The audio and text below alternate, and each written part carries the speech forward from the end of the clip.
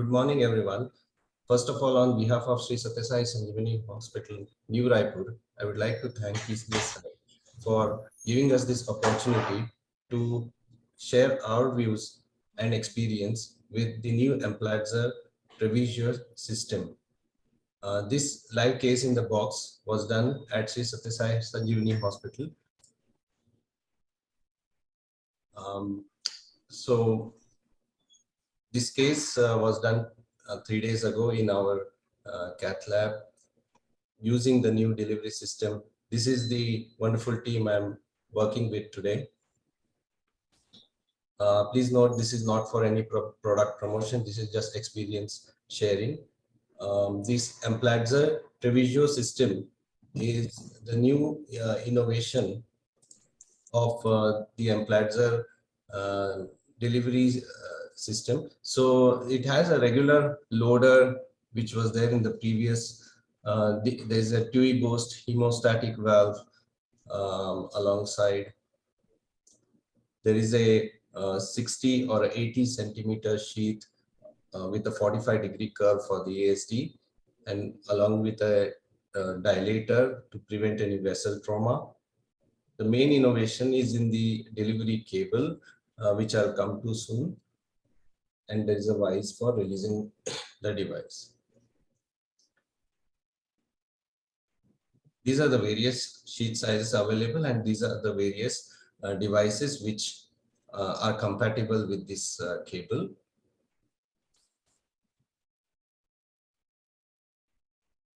So the Amplatzer delivery system, as compared to the older delivery cable, you can see a small black mark on the around on the other end, on other end of the delivery cable, which actually is a mark to determine how deep the device, the cable and the device have gone inside the sheet without fluoro. So it helps in minimizing the fluoro. And the main change is in this part of the cable, where you can see the tip is now smaller, and it has an ultra flexible tip, initial tip, whereas there is a transitional zone of around 5 centimeters, which has loosely wound steel wires around the nitinol core, as against the stiff older generation Amplatzer cable.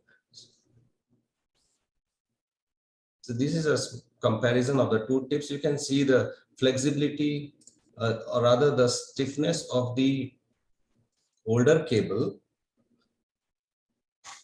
as against the flexibility of the newer cable. We deployed the device across a sizing plate just to show how the device deployment is affected by the stiffness or the flexibility of the cable.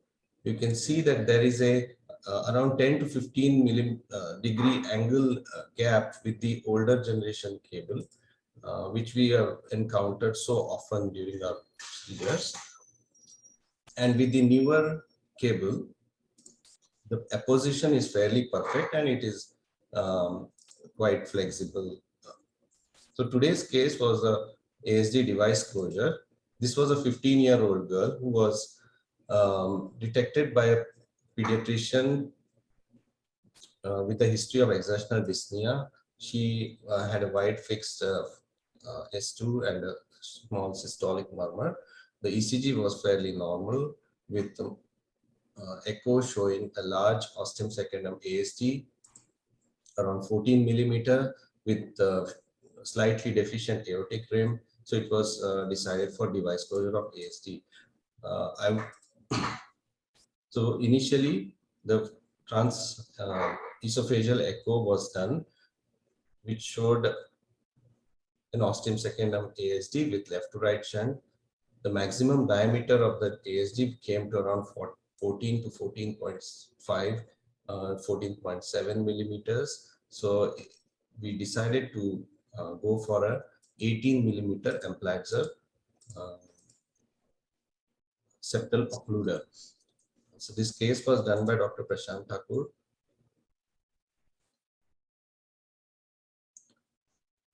Initial hemodynamics were fairly okay. The RV pressure was around 30. The PA pressure was around 26, 27. The ASD was crossed in a routine fashion, and the wire was parked in the left upper pulmonary vein, then exchanged with the Amplatzer superstiff wire. The Amplatzer Trevizio system was unboxed and loaded in a routine fashion.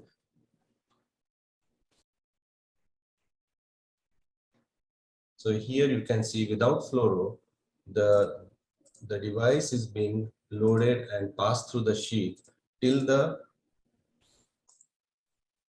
black mark comes to the tip of the TUI Boost adapter. Mind you, the black mark just indicates that the device is close to the tip of the sheath, but not at the tip of the sheath. In our experience, this was falling short of the tip by around 3 to 4 centimeters. Ours was an 18 millimeter ASD device, so probably it is shorter. The bigger ASD devices might be longer. So the ASD device was deployed in the conventional fashion, and it took its normal shape. The stability was tested using the Minnesota Wiggle. You can see the flexibility of the sheath coming into play here, where almost a 90-degree angle is being created. Sorry, the flexibility of the cable, and the device position, whereas is nicely seen without any splaying of any margins. We checked on transesophageal and it seemed very perfect in terms of position. There was no residual shunt. All the rims were caught within the device. And this is the difference. Many times we see with the eleocranial angulation that the top end of the device slightly splayed, and we after release it snaps in and generally catches the rim there. That is the point where a bit of a heartbeat gets skipped in all of us. So we checked on fluoro if everything is okay, and then release the device. So during release, you can see that there was hardly any change in the angulation of the device, as well as no jerk or rebound phenomenon was seen. The sheath was later withdrawn. So this is our preliminary experience. It's in fact our first case we've done with this Trevizio system. We did find it very useful in terms of the flexibility of the tip, and also the innovative use of a small innovation, but a useful innovation in the form of that marker at the end of the cable. However, one thing we noted during the procedure was there was, as compared to the usual cable, the force transmitted during pushing the device was not really as forceful as the old cable, and we just tried a small um, fluoro at that time to see how is it going, and we noted that it was curling in slightly a bit, but unfortunately we could not catch that fluoro. However, it did not affect the overall result of the device, and I think we need to at least we have to check for larger defects, and in the difficult delivery difficult ASDs for assessing this delivery system in a better way. This was our first case which we in our experience, At the same time, I would like to know from others who have used this delivery system on how useful they felt it was, and open this for discussion. Thank you.